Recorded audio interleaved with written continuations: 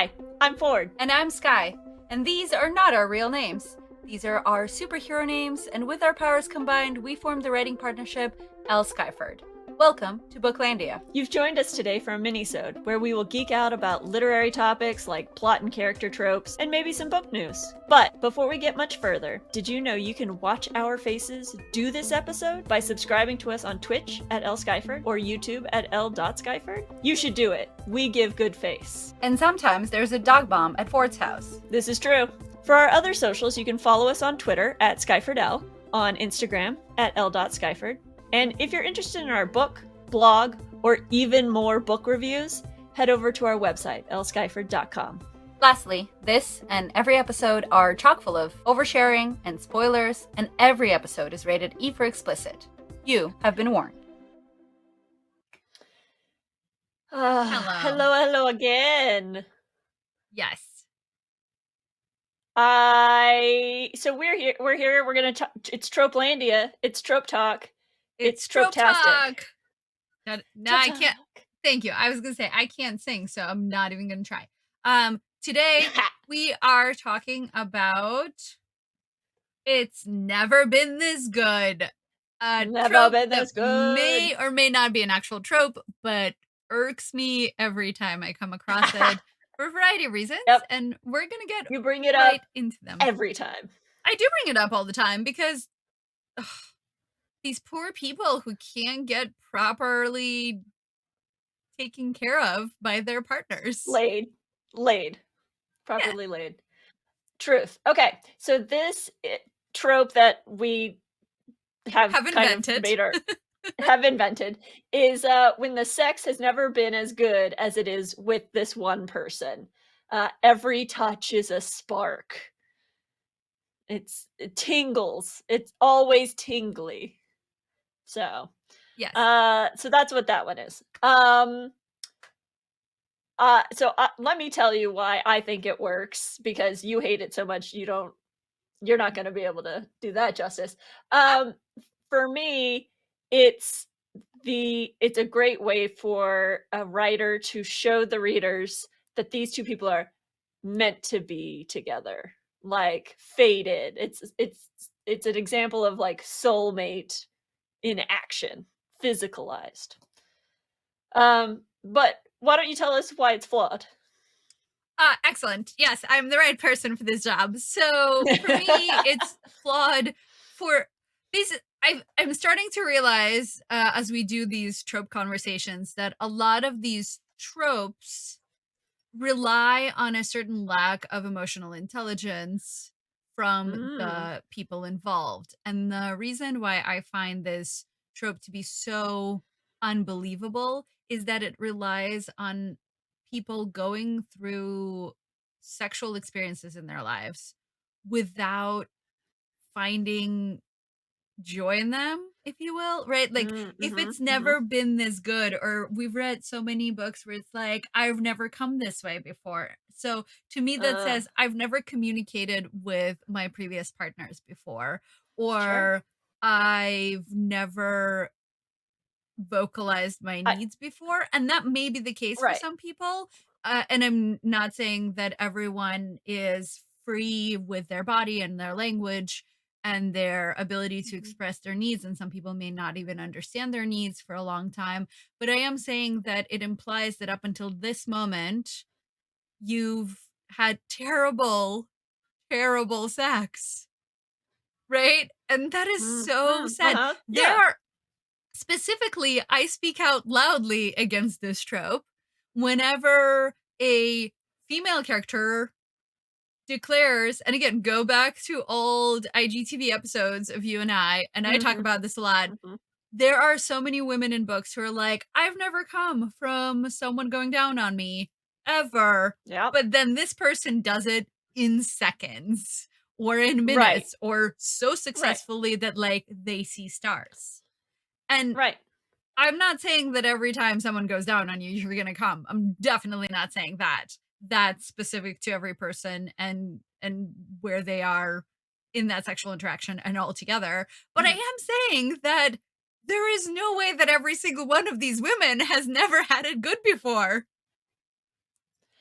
Look, if I think a lot of uh people need emotional connection along with their physical connection, and that is also what this implies, is that they have finally found someone that they have a real emotional connection with. Um Especially in the receiving head situation for women, like, I know I gotta be in a certain headspace, if you Me too. will, Me too, for yeah. that to yeah, to be a pleasurable climaxing experience.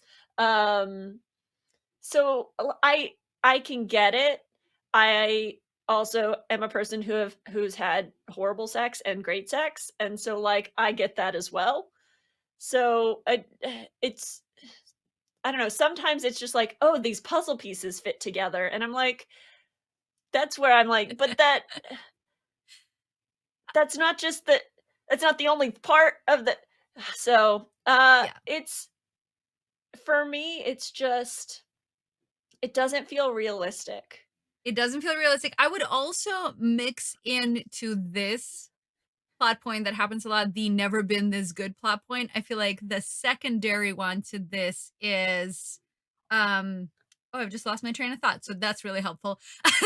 So Mhm. it's never been this good, and I've never done this before, but I'm phenomenal Sure. at it. This is the other part of Oh. it where, like, someone's like, "This is my Yeah. first time," and then they're, like, rock star level sex god good at Right. things, and it's just Right. like, Right.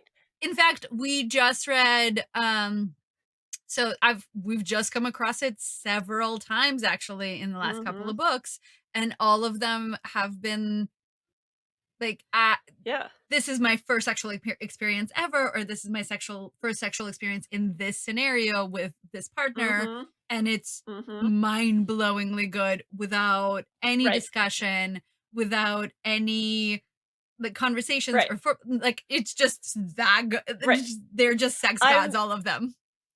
Right, I'm thinking about, one of the books we talked about in our last episode, Sanctuary, where the male character, is, like, all of a sudden very good at being submissive, and he's, like, really excellent in bed, though he's not very sexually, he hasn't had a lot of experience, and I feel like was there something about anal, and it was, like, all of a sudden he was really great at anal and, like, had never done it before, and, like, ugh, Actually, so that's the one thing that I have to say that book does really well because she explains very thoroughly mm. what she wants and needs from I anal see. play. So Exception. Okay, alright. that is the exception. No, he was really good.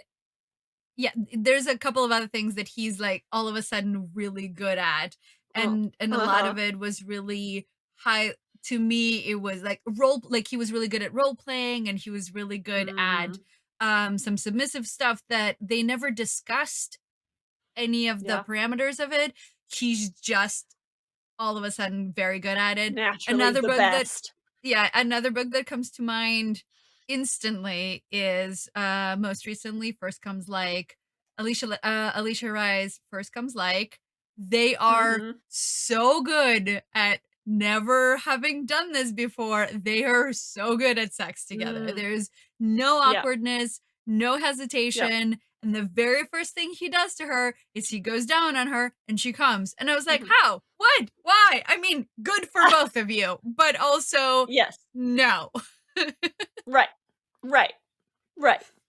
So, so another, excuse me, another title where I felt like this was a big trope. Not quite. It's not a romance. It's a comic book series. Sex Criminals by Matt Fraction. Uh, these two people have this crazy like sex power, and when they find each other, they're like, "Oh, so we're supposed to be together. This sex power is amazing when we combined our sex powers." and and now we're gonna rob banks because of our sex powers. I'm like, this is not correct. It's not correct. This is not how that works. The sex is so good, I'm gonna break the law. I mean, To be in to be fair. fair, in this particular instance, their sex power is in fact the crux of the story.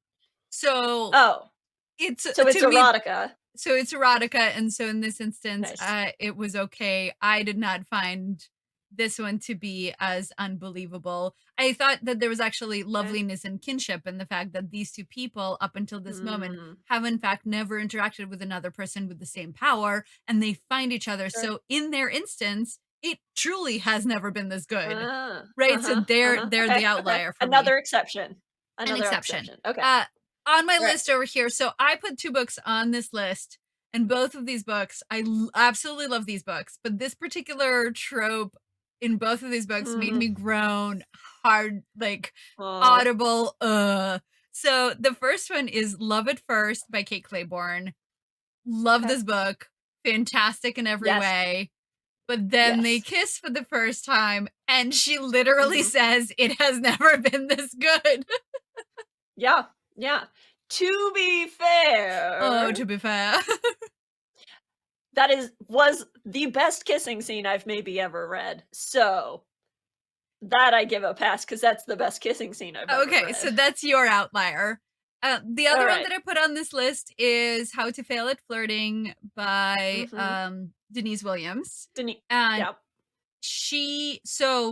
there again, this is another instance of she tells him that she's never been able to come with a partner, and Mhm. she does with him right away. Right off the bat. Right off the Right bat. away. Very first, I mean, he does take that, like, he heeds her saying so and wants to exceed her expectations. So Of course.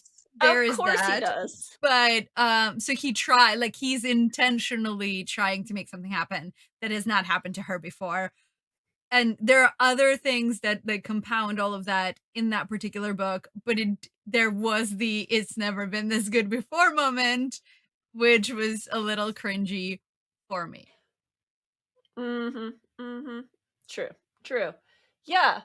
Uh, I feel like it happens in so many books, yet our list was super short for the I like, we mean, don't have I it's it happens all the time. all the time.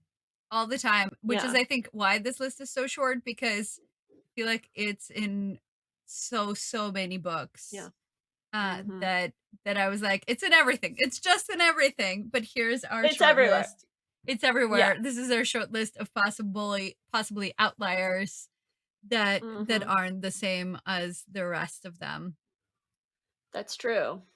Um, it's I'm trying to think of books that, like, did it well. I mean, just I don't I don't know what else to say about this topic, so I'm just trying to flesh out some more ideas. Well, Ta-da! right. So, ta-da! There it all is. So I guess Yeah.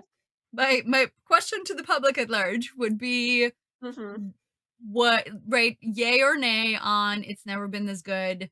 Obviously, it's supposed Right. to tie us to this couple and make us believe that Mhm. they are so sexually compatible that they're, like, sending sparks, into the Right. universe together, and they've not sent those particular sparks into the universe before with other partners, and this is how Mhm. they know that this is gonna be sexually satisfying for them in addition to being emotionally satisfying for them.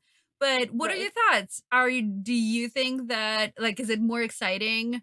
So I guess my question really becomes, is it more exciting to read these sexually sparked encounters, or is it more exciting to read a messy sex scene that is Mm. probably more accurate to real life, more likely, or Mm. and sorry, Mhm. now I'm like my brain is just running places. Or Great. have you had the, like, fully explosive, it is just so good, you really wanna talk about it moment, Mm. or are And real moments or messy? Yeah, or are real moments messy, and that's why we like reading Mhm. these, like, phenomenal, exceptional moments where you Mm. don't have to guide your partner and you don't have to give 'em a roadmap, Right. because in life, we do sometimes, and Mhm. in fiction, we don't have to. Right. So it's It feels like it falls into two camps. Do you prefer realistic sex scenes or idealized sex scenes? Yes, agreed. Yeah, Now, yeah. I feel Uh, like I owe a caveat to some people in the world. Uh, but I have had the explosive, like, it just is that good experiences in my life that sure. have been totally off the charts, no instruction necessary. It just Yeah. not puzzle pieces, because you're right, that's weird, but it, like, worked in a way that required very little messiness that didn't feel Sure. electric. So, it is Right. possible to live that moment, Right. just Right. not But do in you every live book. that right, and do you live that moment forever? Is it No, every sexual experience? no. Right. So, like, But that's some of them, yes, but yeah, not no. No, sure, not all of them. sure, That's unrealistic. sure. So in thinking about realist versus idealist, I think it goes back to what mood I'm in. Because I will always gravitate towards reality because that appeals to my brain in a better way. But sometimes I just want idealized, like sweep me off my feet, sort of lovely sex. But when I'm reading those moments, I'm like, she should be telling him what she likes. There should be more uh directions. So yeah, I always find that I am often taken out of those idealized moments, even though it's what I was looking for. Well, now Boy, you definitely yeah, get to tell us what you guys think, because yeah, now we went into some private territories as was yeah, forewarned. So there we are. yeah. E for explicit. You were warned and warmed all together. Yeah. So, do you prefer idealized or realistic sex scenes? Do you believe when characters, have never had it so good? Come tell us your favorite books where this has been a trope. Uh, I'm sure we could talk about more of them, and we've just not. So, yes. So, are you, dear audience human, gonna pick up this book now that you've heard our review? Let us know in the comments.